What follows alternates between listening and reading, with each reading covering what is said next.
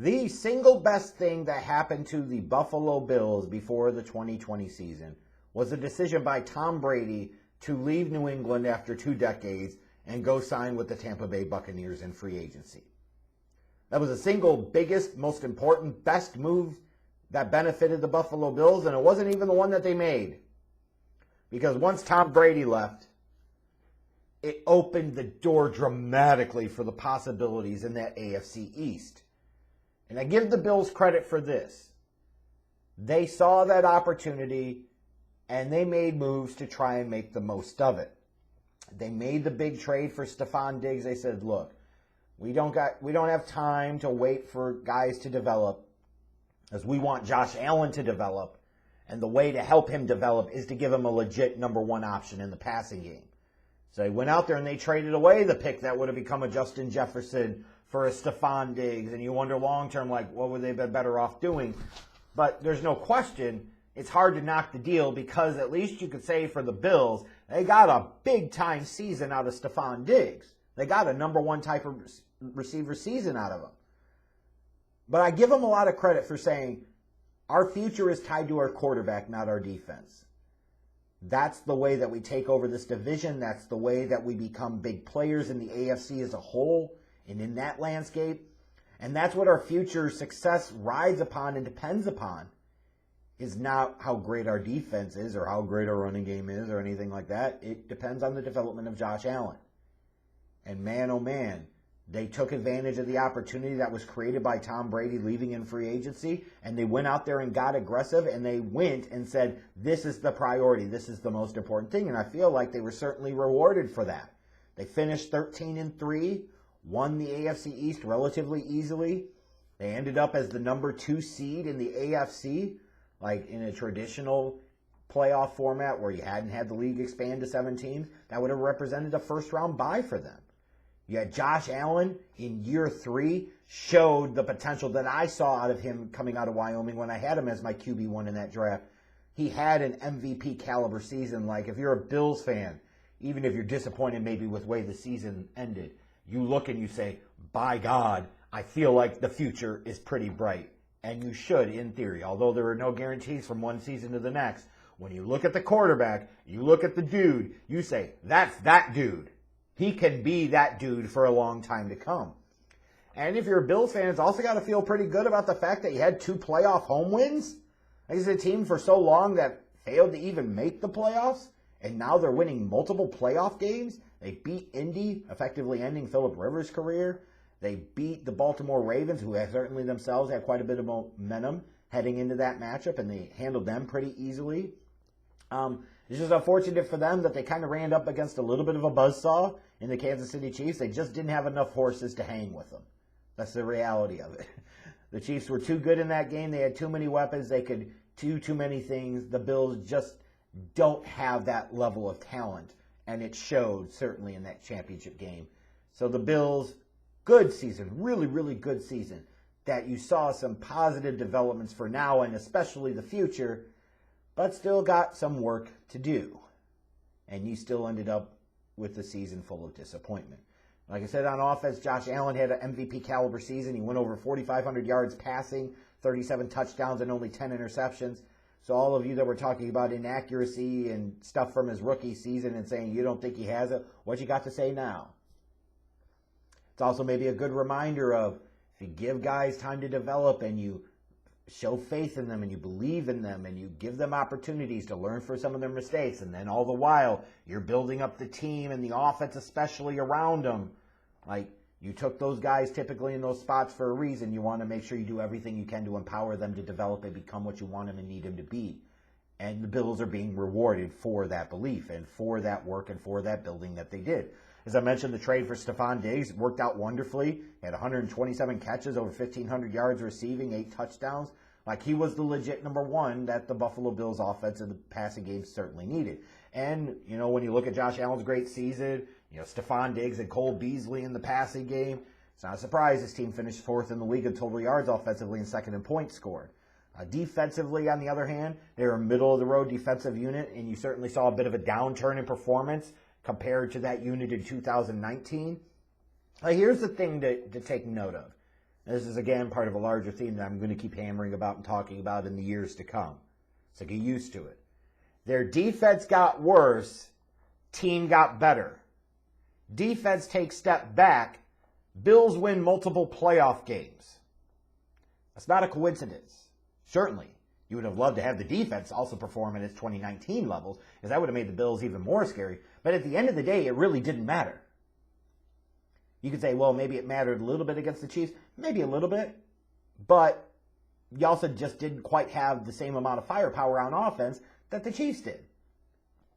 That's what it comes down to. I mean, imagine that. The defense gets worse and the team gets better. Because in today's game, the offense matters infinitely more than the defense. And when you're talking about having a good or even great defense, at some point in time, teams are going to figure it out. At some point in time, somebody's going to put up some points on you. You've got to be able to score. You've got to.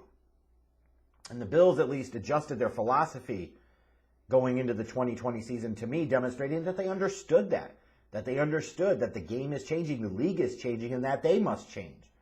And it bore itself out in the result, even though they didn't ultimately make it to the Super Bowl and win a championship. But you look at this offseason, now you're talking about a team that's relatively close up against it to the cap, but they probably got some flexibility to be able to create some space by maybe reworking some deals and extending some players long term. I think the most interesting thing to watch for this team will be, have they seen enough to where they want to go ahead and give Josh Allen that big money contract extension?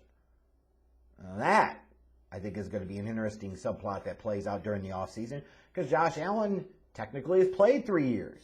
He's now eligible for that second contract. He's eligible for that big contract extension. Are you going to see him and his team potentially try to push the needle there, push the mindset and push the efforts towards getting a new deal? Is he going to potentially talk about a holding out or anything like that? Maybe, maybe not, probably not, but who knows? But then if you're the Bills, you look at teams like the Rams and the Eagles, and you say, well, those are teams that traded up to get quarterbacks and Goff and Wentz respectively.